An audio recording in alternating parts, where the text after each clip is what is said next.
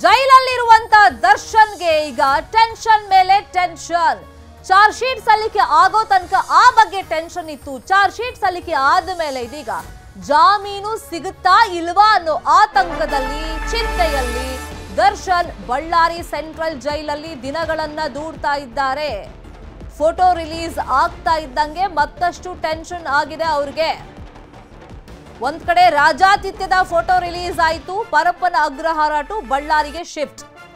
ಇನ್ನೊಂದು ಕಡೆ ಈ ಚಾರ್ಜ್ ಶೀಟ್ ಸಲ್ಲಿಕೆ ಆದ್ಮೇಲೆ ಎಷ್ಟು ಕ್ರೂರವಾಗಿ ರೇಣುಕಾ ಸ್ವಾಮಿಯನ್ನ ಹತ್ಯೆ ಮಾಡಿದ್ರು ಅಂತ ಹೇಳಿ ಒಂದೊಂದೇ ಫೋಟೋಗಳು ರಿಲೀಸ್ ಆಗ್ತಾ ಇದ್ದಂಗೆ ಈ ಟೆನ್ಷನ್ ಕೂಡ ಜಾಸ್ತಿ ಆಗಿದೆ. ಒಟ್ಟಲ್ಲಿ ಚಾರ್ಜ್ ಶೀಟ್ ಫೈಲ್ ಆಗಿರೋದ್ರಿಂದ ಜಾಮೀನಿನ ಮೊರೆ ಹೋಗೋದಕ್ಕೆ ದರ್ಶನ್ ಪರ ವಕೀಲರು ಸಿದ್ಧತೆಯನ್ನ ಮಾಡಿಕೊಳ್ತಾ ಇದ್ದಾರೆ. ಹಾಗಾಗಿ ನಾಳೆಯೇ ಜಾಮೀನು ಅರ್ಜಿ ಸಲ್ಲಿಸುವಂತ ಸಾಧ್ಯತೆ ಇದೆ. ಆದ್ರೆ ಚಾರ್ಜ್ ಶೀಟ್ ಅಲ್ಲಿ ಕೆಲವೊಂದು ಅಂಶಗಳು ಉಲ್ಲೇಖ ಆಗಿದೆಯಲ್ಲ, ಬಲವಾದ ಸಾಕ್ಷ್ಯಗಳು ಇರೋದ್ರಿಂದ ಈ ಆಧಾರದ ಮೇಲೆ ತನಗೆ ಬೇಲ್ ಸಿಗುತ್ತಾ ಇಲ್ವಾ ಅಂತೇಳಿ ಚಿಂತೆಯಲ್ಲಿ ಮಾನಸಿಕವಾಗಿ ದರ್ಶನ್ ಕುಗ್ಗ್ ಹೋಗಿದ್ದಾರಂತೆ. ಹಾಗಾಗಿ ಸರಿಯಾಗಿ ಊಟ ಮಾಡ್ತಾ ಇಲ್ಲ, ನಿದ್ದೆನೂ ಕೂಡ ಬರ್ತಾ ಇಲ್ವಂತೆ ಪೊರ್ಕಿಗೆ.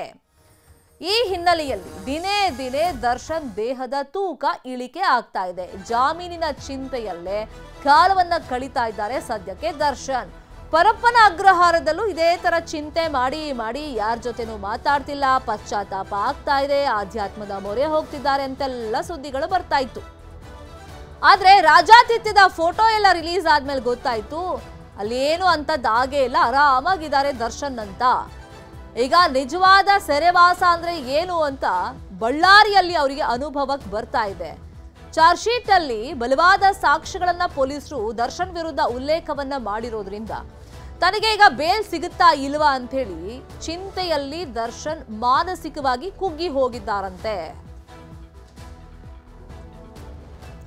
ಇದೇ ವಿಚಾರವಾಗಿ ಇನ್ನಷ್ಟು ಡೀಟೇಲ್ ಆಗಿ ಇನ್ಫಾರ್ಮೇಶನ್ ಅನ್ನ ಕೊಡೋದಕ್ಕೆ ಫೋನ್ ಸಂಪರ್ಕದಲ್ಲಿ ಕನೆಕ್ಟ್ ಆಗಿದ್ದಾರೆ ನಮ್ಮ ಬಳ್ಳಾರಿ ರಿಪೋರ್ಟರ್ ಬಸವರಾಜು.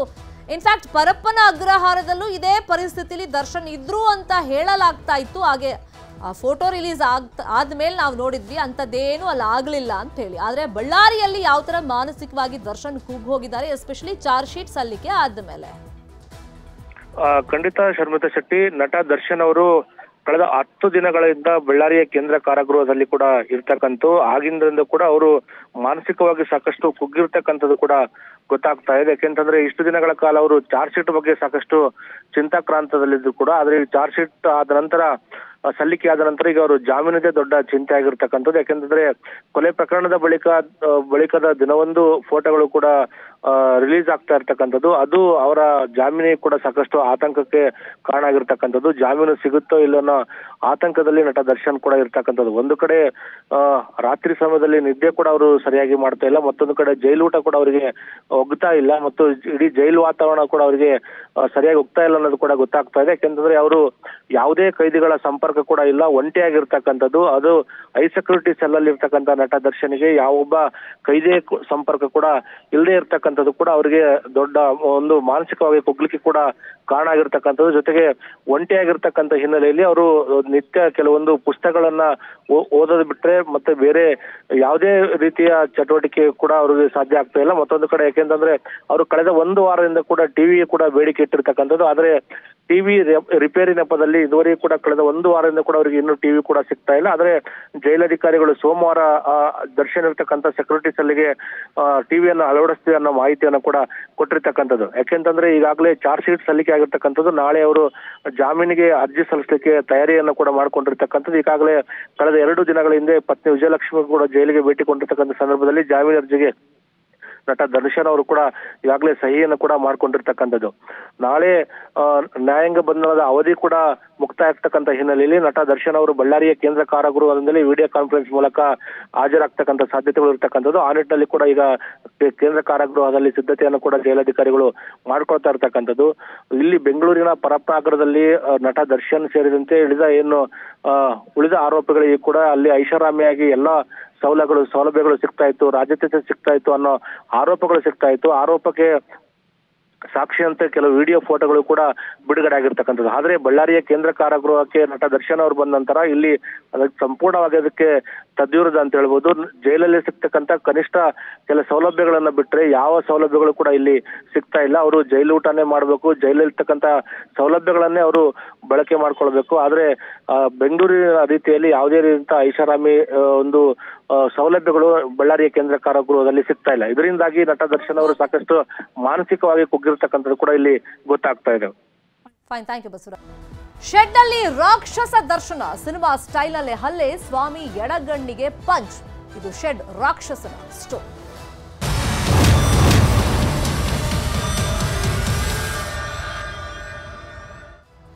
ಪಟ್ಟಣಗೆರೆ ಶೆಡ್ ನಲ್ಲಿ ರೇಣುಕಾ ಸ್ವಾಮಿಗೆ ನರಕ ದರ್ಶನವನ್ನ ಮಾಡಿಸಿದ್ದು ದರ್ಶನ್ ಅಂಡ್ ಗ್ಯಾಂಗ್. ಖಾಕಿ ರಕ್ತ ಚರಿತ್ರೆಯಲ್ಲಿ ಮತ್ತೊಂದು ಅಟ್ಟಹಾಸ ಬಯಲಿಗೆ ಬಂದಿದೆ. ರೇಣುಕಾ ಸ್ವಾಮಿ ಫೋಟೋವನ್ನ ನಾವು ಗಮನಿಸಿದಾಗ ಆತನ ಎಡಗಣ್ಣಿಗೆ ಬಲವಾದಂತ ಏಟು ಬಿದ್ದಂತ ಪರಿಣಾಮ ಗಾಯ ಆಗಿದ್ದನ್ನ ನಾವು ನೋಡಿದ್ವಿ. ಆದ್ರೆ ಈ ಗಾಯ ಯಾರು ಮಾಡಿದ್ದು, ಬಲವಾದಂತ ಪಂಚನ್ನ ಕೊಟ್ಟಿದ್ ಯಾರು ಅನ್ನೋದ್ರ ಬಗ್ಗೆ ಪೊಲೀಸರ ಚಾರ್ಜ್ ಶೀಟ್ ನಲ್ಲಿ ಇನ್ಫಾರ್ಮೇಶನ್ ಅನ್ನ ನೀಡಲಾಗಿದೆ. ತನಿಖೆ ವೇಳೆ ಬಯಲಾಗಿದೆ ಡೆವಿಲ್ನ ಮತ್ತೊಂದು ಕ್ರೌರ್ಯ. ಸಿನಿಮಾ ಸ್ಟೈಲ್ ನಲ್ಲಿ ಸ್ವಾಮಿ ಕಣ್ಣಿಗೆ ದರ್ಶನ್ ಪಂಚ್ ಅನ್ನ ಕೊಟ್ಟಿದ್ರು. ಈ ಬಗ್ಗೆ ನ್ಯೂಸ್ 18 ನಲ್ಲಿ ಮತ್ತೊಂದು ಬಿಗ್ ಎಕ್ಸ್ಕ್ಲೂಸಿವ್ ಅನ್ನ ನಾವು ರಿವೀಲ್ ಮಾಡ್ತಾ ಇದ್ದೀವಿ. ಪಾರ್ಟಿ ನಶೆಯಲ್ಲಿ ಪಟ್ಟಣಗೆರೆ ಶೆಡ್ಗೆ ಸೀದಾ ದರ್ಶನ್ ಬರ್ತಾರೆ. ರೇಣುಕಾ ಸ್ವಾಮಿಯನ್ನ ನೋಡ್ತಾ ಇದ್ದಂತೆ ಹಿಗ್ಗಾಮುಗ್ಗ ಆತನಿಗೆ ಥಳಿಸಿದ್ದಾರೆ ದರ್ಶನ್. ಇನ್ನು ಅಲ್ಲಿದ್ರಲ್ಲ ಇತರೆ ಆರೋಪಿಗಳು ಡಿ ಗ್ಯಾಂಗ್ ನಲ್ಲಿ, ಅವರೆಲ್ಲ ಕೆಟ್ಟ ದೃಷ್ಟಿಯಿಂದ ನೋಡ್ತಾ ಇದ್ನಲ್ಲ, ಆ ಕಣ್ಣಿರಬಾರ್ದು ಅಂತ ಹೇಳಿ ದರ್ಶನ್ಗೆ ಪ್ರಚೋದನೆ ಕೊಡ್ತಾರೆ. ಆ ಟೈಮ್ನಲ್ಲಿ ರಾಘವೇಂದ್ರ ಹಾಗೇನೆ ನಂದೀಶ್ ಸ್ವಾಮಿಯ ಎರಡೂ ಕೈಗಳನ್ನ ಹಿಡ್ಕೊಳ್ತಾರೆ. ಈ ವೇಳೆ ರೇಣುಕಾ ಸ್ವಾಮಿಯ ಎಡಗಣ್ಣಿಗೆ ದರ್ಶನ್ ಬಲವಾದಂತ ಪಂಚ್ ಅನ್ನ ಕೊಟ್ಟಿದ್ದಾರೆ. ಪ್ರಚೋದನೆಯಿಂದ ಹಿಗ್ಗಾಮುಗ್ಗ ರೇಣುಕಾ ಸ್ವಾಮಿ ಮೇಲೆ ಥಳಿಸಿತ್ತು ಈ ಡಿ ಗ್ಯಾಂಗ್. ಫೋಟೋದಲ್ಲಿ ತೋರಿಸ್ತಾ ಇದೀವಿ ನೋಡಿ, ಆತನ ಬಲಗಣ್ಣಿಗೆ ಯಾವ ತರ ಪಂಚನ್ನ ನೀಡಲಾಗಿದೆ ಅಂತ ಹೇಳಿ ಪರ್ಟಿಕ್ಯುಲರ್ ಆಗಿ ಈ ಪಂಚನ್ನ ಕೊಟ್ಟಿದ್ದೆ ದರ್ಶನ್ ಅನ್ನೋ ಮಾಹಿತಿ ಗೊತ್ತಾಗಿದೆ. ಪಾರ್ಟಿಯ ನಶೆಯಲ್ಲಿದ್ದಂತ ದರ್ಶನ್ ಸೀದಾ ಬರೋದು ಪಟ್ಟಣಗೆರೆ ಶೆಡ್ಗೆ. ಶೆಡ್ ನಲ್ಲಿ ಸ್ವಾಮಿಯನ್ನ ನೋಡ್ತಾ ಇದ್ದಂತೆ ಅಟ್ಟಹಾಸವನ್ನ ಮೆರೆಯೋದಕ್ಕೆ ದರ್ಶನ್ ಶುರು ಮಾಡ್ತಾರೆ. ಅದರಲ್ಲೂ ಇತರೆ ಆರೋಪಿಗಳು ಪ್ರಚೋದನೆ ಕೊಡ್ತಾ ಹೋಗ್ತಾರೆ. ನೋಡಿ, ಕೆಟ್ಟ ಕಣ್ಣು ಹಾಕಿದ್ನಲ್ಲ, ಅವನ ಕಣ್ಣನ್ನು ನೀವು ಇಡಬಾರ್ದು ಅಂತ ಪ್ರಚೋದನೆಯನ್ನ ಕೊಡ್ತಾರೆ. ಇಲ್ಲಿ ಸಿನಿಮಾ ಸ್ಟೈಲ್ ನಲ್ಲಿ ಹೇಳಿ ಕೇಳಿ, ಸಿನಿಮಾ ಹೀರೋ ಬೇರೆ, ಸಿನಿಮಾ ಸ್ಟೈಲ್ ನಲ್ಲೇ ಪಂಚ್ ಅನ್ನ ಕೊಡ್ತಾರೆ ದರ್ಶನ್. ನಂದೀಶ್ ಮತ್ತೆ ರಾಘವೇಂದ್ರ ಸ್ವಾಮಿಯ ಎರಡೂ ಕೈಗಳನ್ನ ಹಿಡ್ಕೊಂಡಾಗ ಬಲಗಣ್ಣಿಗೆ ಬಲವಾದಂತ ಒಂದು ಪಂಚನ್ನ ಕೊಟ್ಟಂತ ಪರಿಣಾಮ ಕಣ್ಣಿಗೆ ಗಾಯ ಆಗಿದೆ. ಈ ಸಂದರ್ಭದಲ್ಲಿ ಅವಾಚ್ಯ ಶಬ್ದಗಳಿಂದ ಸ್ವಾಮಿಯನ್ನ ನಿಂದಿಸುತ್ತಾ ಆತನ ಎಡಗಣ್ಣಿಗೆ ಪಂಚನ್ನ ಕೊಡಲಾಗಿದೆ.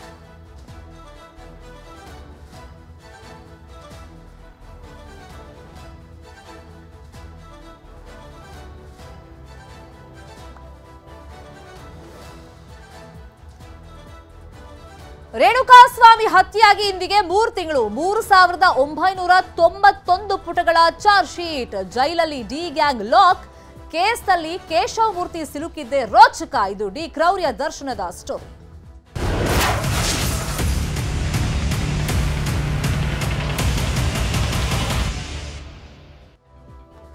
ಸ್ವಾಮಿ ಕೊಲೆ ಕೇಸ್ನ ಸ್ಫೋಟಕವಾದಂತ ಮಾಹಿತಿಗಳು ದಿನ ಕಳೆದಂತೆ ಬಯಲಿಗೆ ಬರ್ತಾನೆ ಇದೆ. ಇಲ್ಲಿ ರೋಡ್ ಸೈಡ್ ನಲ್ಲಿ ತನ್ನ ಪಾಡಿಗೆ ಟೀ ಕುಡಿತಾ ಇದ್ದಂತ ವ್ಯಕ್ತಿ ಕೂಡ ಈ ಕೊಲೆ ಕೇಸಲ್ಲಿ ಜೈಲು ಪಾಲಾಗಿದ್ದಾನೆ. ಅದು ಯಾವ ತರ ಅಂತ ಹೇಳಿ ನ್ಯೂಸ್ 18ಗೆ ಎಕ್ಸ್ಕ್ಲೂಸಿವ್ ಆಗಿ ಮಾಹಿತಿ ಸಿಕ್ಕಿದೆ. ಇಲ್ಲಿ ಬರೋಬ್ಬರಿ 17 ಆರೋಪಿಗಳು ಲಾಕ್ ಆಗಿದ್ದಾರೆ ಈ ಕೇಸಲ್ಲಿ.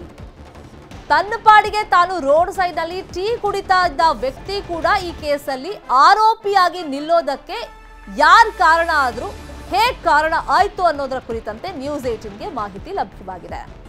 ಕೊಲೆ ಆಗಿ ಹೋಗ್ಬಿಡುತ್ತೆ, ಪ್ರಾಣ ಪಕ್ಷಿ ಹಾರ್ ಹೋಗುತ್ತೆ ರೇಣುಕಾ ಸ್ವಾಮಿಯದ್ದು. ಆ ಟೈಮ್ನಲ್ಲಿ ಸಾಕ್ಷ್ಯ ನಾಶ, ಹೆಣ ವಿಲೇವಾರಿ ಯಾರು ಮಾಡಬೇಕು, ಸರೆಂಡರ್ ಯಾರಾಗಬೇಕು, ಈ ಪ್ಲಾನ್ ಅನ್ನ ವಿನಯ್, ಪ್ರದೋಷ್ ಮತ್ತೆ ದರ್ಶನ್ ಮಾಡಿ ಕಾರ್ತಿಕ್, ನಿಖಿಲ್ ಮತ್ತೆ ರಾಘವೇಂದ್ರನ್ಗೆ ಸರೆಂಡರ್ ಆಗೋದಕ್ಕೆ ಒಪ್ಪಿಸ್ತಾರೆ. ಹೆಣವನ್ನ ಬಿಸಾಡಿ ನೀವು ಸರೆಂಡರ್ ಆಗಬೇಕು ಅಂತ ಹೇಳಿ ಇವರು 3 ಜನ ಫಸ್ಟಿಗೆ ಒಪ್ಕೊಂಡಿರ್ತಾರೆ. ಆದ್ರೆ ಲಾಸ್ಟ್ ಮಿನಿಟ್ ಅಲ್ಲಿ ರಾಘವೇಂದ್ರ ನಾನು ಬರಲ್ಲ, ನಾನು ಸರೆಂಡರ್ ಆಗಲ್ಲ, ನಾನು ಒಪ್ಕೊಳ್ಳಲ್ಲ ಪೊಲೀಸರು ಮುಂದೆ ಅಂತ ಹೇಳ್ತಾನೆ.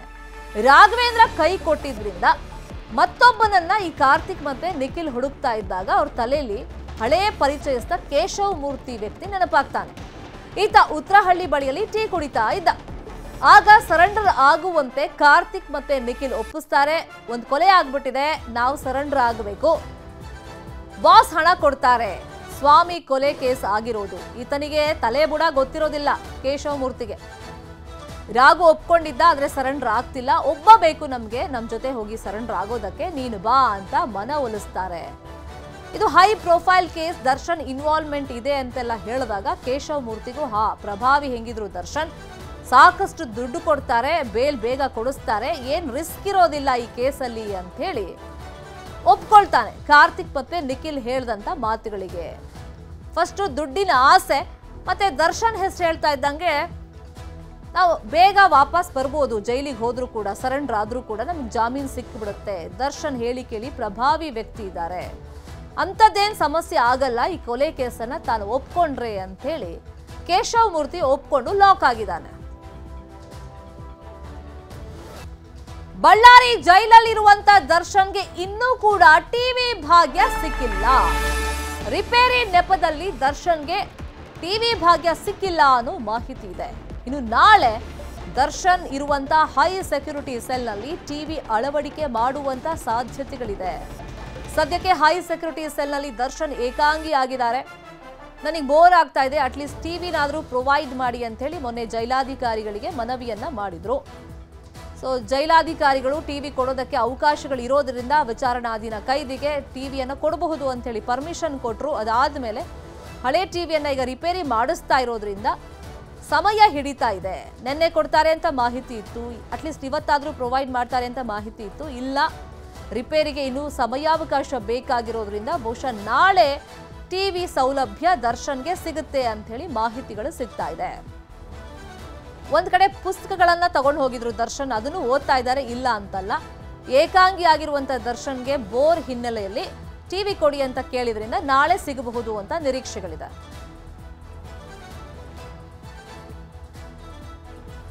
ಬಗೆದಷ್ಟು ಬಯಲಿಗೆ ಬರ್ತಾ ಇದೆ ಮೂಡ ಹಗರಣ. ನಕಲಿ ದಾಖಲೆಯನ್ನ ಸೃಷ್ಟಿ ಮಾಡಿ ನಿವೇಶನವನ್ನ ಮಂಜೂರು ಮಾಡಲಾಗಿದೆ ಅಂತ ಹೇಳಿ ಮತ್ತೊಂದು ಆರೋಪ ಕೇಳಿಬಂದಿದೆ. ಇಲ್ಲಿ ಮಾಜಿ ಆಯುಕ್ತ ದಿನೇಶ್ ಅವಧಿಯಲ್ಲಿ ಈ ಅಕ್ರಮ ನಡೆದಿದೆ ಅನ್ನೋ ಆರೋಪಗಳು ಕೇಳಿಬಂದಿದೆ. ಯಾವ ತರ ಇಲ್ಲಿ ನಕಲಿ ದಾಖಲೆಯನ್ನ ಸೃಷ್ಟಿ ಮಾಡಿದ್ದಾರೆ ಮೇಲ್ನೋಟಕ್ಕೆ ಸ್ಪಷ್ಟವಾಗಿ ಗೊತ್ತಾಗ್ತಾ ಇದೆ ಇಲ್ಲಿ ಅಕ್ರಮಗಳು ನಡೆದಿದೆ ಅಂತ ಆ ಡಾಕ್ಯುಮೆಂಟ್ಸ್ ಅನ್ನ ಗಮನಿಸಿದಾಗ. ಇಲ್ಲಿ ಹುಟ್ಟುವ ಮುನ್ನವೇ ಯೂಸುಫ್ ಹೆಸರಲ್ಲಿ ಜಮೀನಿತ್ತು.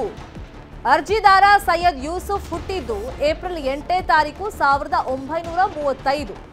ಆದ್ರೆ ಭೂಮಿ ನೋಂದಣಿ ಆಗಿರೋದು ನೋಡಿ ದಿನಾಂಕ ಏಪ್ರಿಲ್ 16, 1934. 1 ವರ್ಷದ ಮುಂಚಿತವಾಗಿನೇ ಭೂಮಿ ಮಂಜೂರನ್ನ ಆ ವ್ಯಕ್ತಿ ಹೆಸರಲ್ಲಿ ಹುಟ್ಟೋಕ್ಕೂ ಮುಂಚೆನೆ ಮಾಡಿಕೊಟ್ಟಿದ್ದಾರೆ.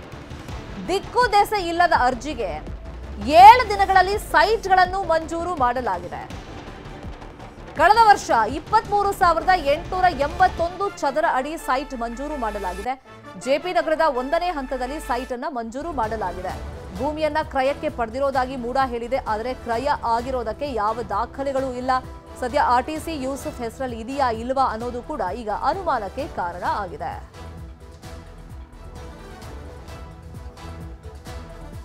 ಮಾಜಿ ಆಯುಕ್ತ ದಿನೇಶ್ ಅವಧಿಯಲ್ಲಿ ಈಗ ಅಕ್ರಮ ಆಗಿದೆ ಅಂತ ಹೇಳಿ ಆರೋಪಗಳು ಕೇಳಿ ಬರ್ತಾ ಇರೋದು. ಒಂದೊಂದೇ ಗೋಲ್ಮಾಲ್ ಮೂಡ ಹಗರಣದಲ್ಲಿ ಈಗ ಬಯಲಿಗೆ ಬರ್ತಾ ಇದೆ.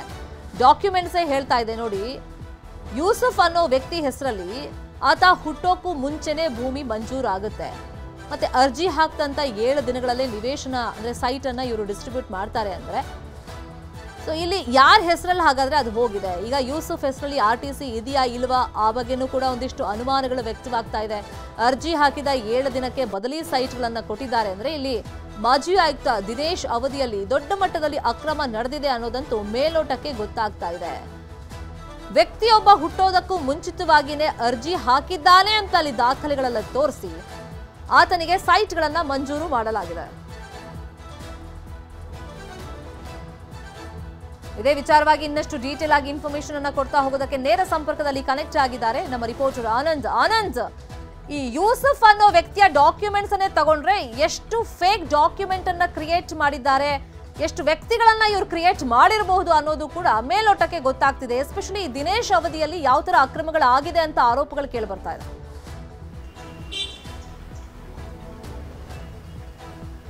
ಶರ್ಮಿತಾ, ಏನು ಮೂಢ ಹಗರಣ ದಿನೇ ದಿನಕ್ಕೆ ಒಂದೊಂದಂತೆ ಹೊರಗಡೆ ಬರ್ತಾ ಇರುವಂಥದ್ದು. ಅಂದರೆ ಯಾರೋ ರಾಜಕಾರಣಿಗಳು, ಪ್ರಭಾವಿ ವ್ಯಕ್ತಿಗಳಿಗೆ 7 ದಿನದಲ್ಲಿ ನಿವೇಶನಗಳನ್ನ ಮಂಜೂರು ಮಾಡಿದರೆ ಅದೊಂದು ರೀತಿಯಲ್ಲಿ ಇಶ್ಯೂ ಆಗ್ತಾಯಿತ್ತು. ಆದರೆ ಇಲ್ಲಿ ಯೂಸುಫ್ ಅನ್ನೋ ವ್ಯಕ್ತಿ ಯಾರು, ನಿಜಕ್ಕೂ ಆತನಿಗೆ ಭೂಮಿ ಹೋಗಿತ್ತಾ? ಆತ ನೀಡಿರುವಂಥ ದಾಖಲೆಗಳ ಪ್ರಕಾರ ಈರನಗೆರೆ ಸರ್ವೆ ನಂಬರ್ 84/1ರಲ್ಲಿ ನನಗೆ 2 ಎಕರೆ 6 ಗುಂಟೆ ಜಮೀನು ಹೋಗಿದೆ, ಅದಕ್ಕಾಗಿ ನನಗೆ ಬದಲಿ ನಿವೇಶನ ಕೊಡಿ ಅಂತ ಅರ್ಜಿಯನ್ನು ಹಾಕ್ತಾನೆ.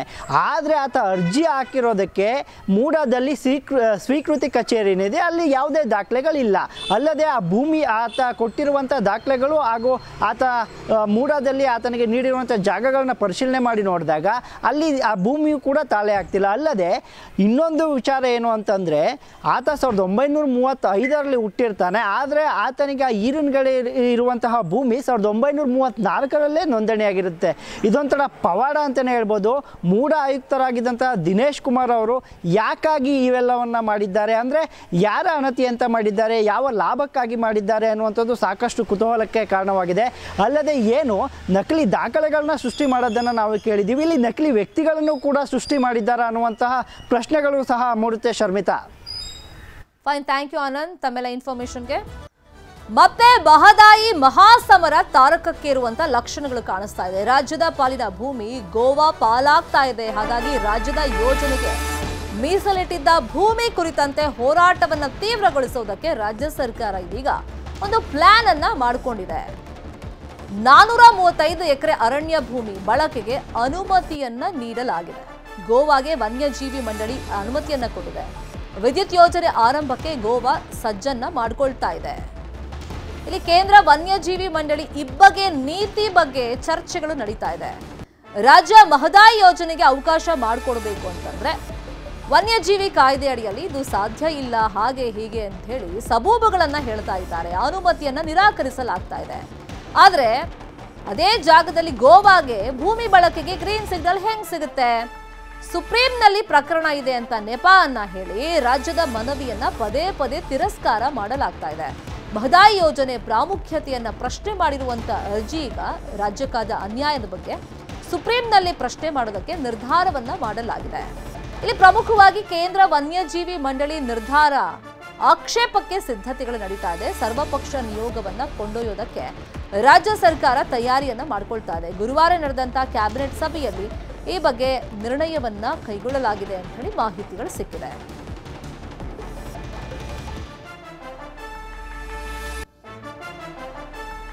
ಮಹದಾಯಿ ವಿಷಯದಲ್ಲಿ ರಾಜ್ಯಕ್ಕೆ ಪದೇ ಪದೇ ಅನ್ಯಾಯ ಆಗ್ತಾ ಇದೆ. ಕಾರಣ ಇಲ್ಲಿ ಪರ್ಮಿಷನ್ ಕೊಡೋದಕ್ಕೆ ಕೇಂದ್ರ ವನ್ಯಜೀವಿ ಮಂಡಳಿ ಅವಕಾಶವನ್ನ ಮಾಡಿಕೊಡ್ತಾ ಇಲ್ಲ. ಈ ಯೋಜನೆಗೆ ಅಸ್ತು ಅಂತೇಳಿ ಗ್ರೀನ್ ಸಿಗ್ನಲ್ ಕೊಟ್ಬಿಟ್ರೆ ಅಲ್ಲಿ ಪರಿಸರ ನಾಶ ಆಗುತ್ತೆ, ವನ್ಯಜೀವಿಗಳ ನಾಶ ಆಗುತ್ತೆ. ಸೊ ಈ ನೆಪಗಳನ್ನ ಹೇಳಲಾಗ್ತಾ ಇದೆ. ಆದ್ರೆ ಗೋವಾ ಯೋಜನೆಗಳಿಗೆ ಹೆಂಗ ಅನುಮತಿ ಸಿಗುತ್ತೆ ಅಂತೇಳಿ ಕರ್ನಾಟಕ ಈಗ ಪ್ರಶ್ನೆಯನ್ನ ಮಾಡ್ತಿದೆ.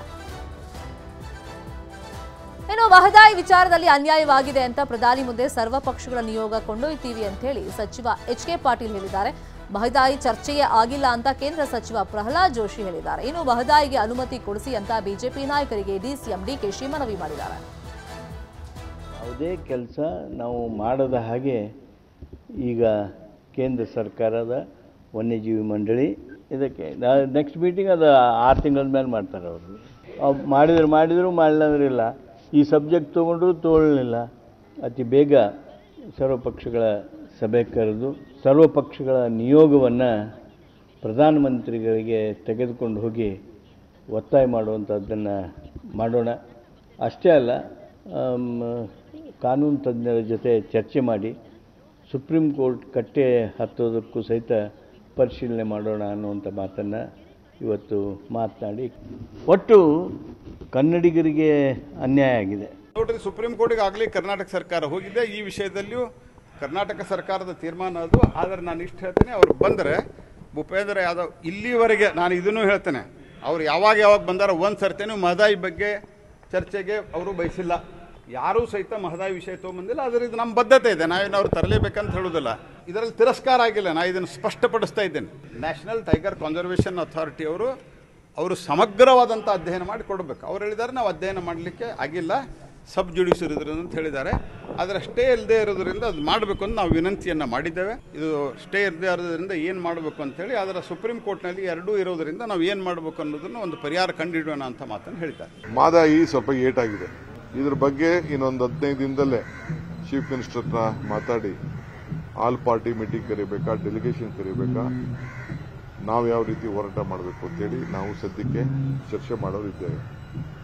ಈಗ ಮಾದಾಯಿ ವಿಚಾರ ಏನು ನಮ್ಗೆ ತೊಂದರೆ ಆಗಿದೆ, ಅದಕ್ಕೊಂದು ಪರ್ಮಿಷನ್ ಕೊಡ್ಸ್ರಪ್ಪ, ಭದ್ರಕ್ಕೆ ದುಡ್ಡು ಕೊಡ್ಸ್ರಪ್ಪ, ಕೈ ಮುಗಿದು ಗಣೇಶ ಹಬ್ಬದ ದಿನ ಆ ವಿಘ್ನ ಎಲ್ಲ ನಿವಾರಣೆ ಮಾಡಲಿ ಅಂತ ಇಲ್ಲಿಂದನೇ ನಾನು ನಮ್ಮ ಪ್ರಹ್ಲಾದ್ ಜೋಶಿ ಅವರಿಗೆ ದೀರ್ಘದಂಡ ನಮಸ್ಕಾರ ಮಾಡ್ತೀನಿ. ಇನ್ನು ಮಹದಾಯಿ ಹೋರಾಟದಲ್ಲಿ ರಾಜ್ಯಕ್ಕಾದ ಅನ್ಯಾಯದ ಬಗ್ಗೆ ಹೋರಾಟಗಾರರು ಏನ್ ಹೇಳಿದ್ದಾರೆ ಕೇಳೋಣ.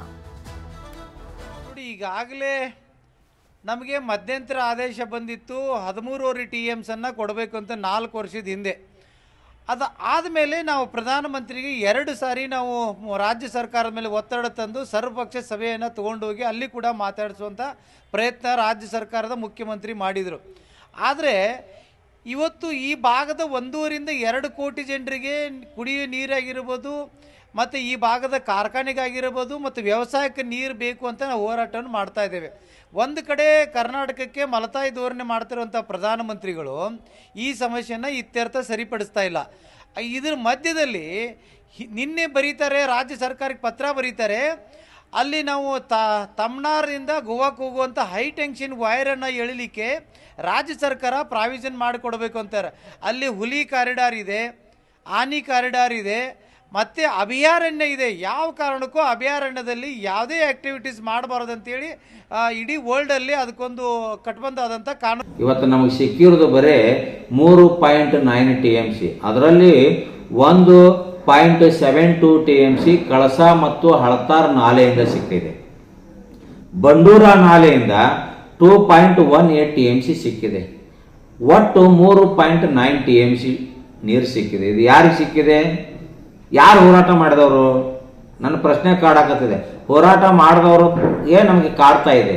ಇವತ್ತು ನಾವು ಹೋರಾಟ ಮಾಡಿದ್ದು ರೈತರ ಜಮೀನಿಗೆಲ್ಲ ನೀರು, ಹುಬ್ಬಳ್ಳಿ ಧಾರವಾಡದ ನಾಗರಿಕರಿಗೆ ಮತ್ತು ಸುತ್ತಮುತ್ತಲಿನ ಗ್ರಾಮಸ್ಥರಿಗೆ ಕುಡಿಯುವ ನೀರು ಇದು. ಇದನ್ನು ಯಾರು ಇಚ್ಛಾ ಹೊಂದಬೇಕಾಗಿತ್ತು? ಇದಕ್ಕೆ ಯಾರು ಇಂಟ್ರೆಸ್ಟ್ ತೋರಿಸ್ಬೇಕಾಗಿತ್ತು? ಈ ಯೋಜನೆಗೆ ಯಾರು ತೋರಿಸ್ಬೇಕಾಗಿತ್ತು? ಆ ಭಾಗದ ಹುಬ್ಬಳ್ಳಿ ಧಾರವಾಡದ ಮತಕ್ಷೇತ್ರದ ಕೇಂದ್ರದಲ್ಲಿರುವಂಥ ಭಾಳ ಸಲ ಮಂತ್ರಿ ಆಗಿದ್ದಾರ, ಭಾಳ ಅನುಭವಿಸಿದ್ದಾರ ಅಧಿಕಾರವನ್ನು ಸನ್ಮಾನ್ಯ ಪ್ರಹ್ಲಾದ್ ಜೋಶಿ ಅವರು. ಇದೇ ವಿಚಾರವಾಗಿ ಇನ್ನಷ್ಟು ಡೀಟೇಲ್ ಆಗಿ ಇನ್ಫಾರ್ಮೇಶನ್ ಅನ್ನು ಕೊಡ್ತಾ ಹೋಗೋದಕ್ಕೆ ನೇರ ಸಂಪರ್ಕದಲ್ಲಿ ಕನೆಕ್ಟ್ ಆಗಿದ್ದಾರೆ ನಮ್ಮ ರಿಪೋರ್ಟರ್ ಶಿವರಾಮ ಸುಂಡಿ. ಈಗ ಗೋವಾಗ ಅನುಮತಿ ಸಿಕ್ಬಿಡುತ್ತೆ, ಆದರೆ ಕರ್ನಾಟಕಕ್ಕೆ ವನ್ಯಜೀವಿ ಮಂಡಳಿ ಅವಕಾಶವನ್ನ ಮಾಡಿಕೊಡ್ತಾ ಇಲ್ಲ. ಅದರಲ್ಲೂ ಕರ್ನಾಟಕದ ಭೂಮಿ ಗೋವಾ ಪಾಲಾಗ್ತಿರೋದಕ್ಕೆ ಮಹದಾಯಿ ಹೋರಾಟಗಾರರು ಕೇಂದ್ರ ಸರ್ಕಾರಕ್ಕೆ, ಅದರಲ್ಲೂ ಪ್ರಹ್ಲಾದ್ ಜೋಶಿ ಅವರು ಕೊಟ್ಟಿರುವಂತಹ ಸಲಹೆಗಳೇನು?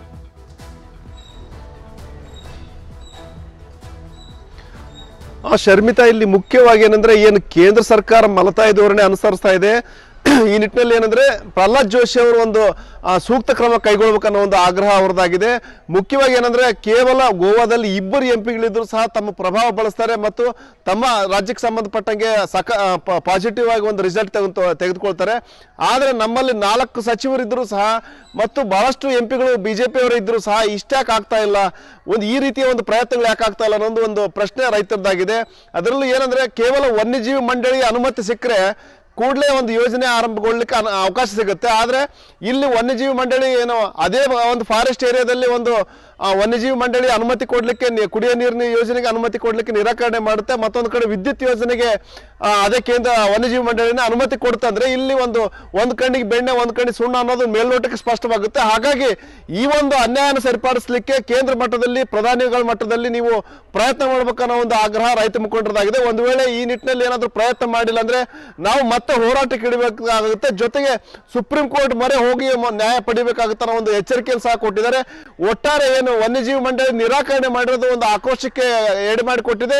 ಮುಂದಿನ ದಿನಗಳಲ್ಲಿ ಒಂದಷ್ಟು ಹೋರಾಟ ತೀವ್ರಗೊಳ್ಳುವಂತ ಎಲ್ಲ ಲಕ್ಷಣಗಳು ಕಾಣ್ತಾ ಇದ್ದಾವೆ ಶರ್ಮಿತಾ.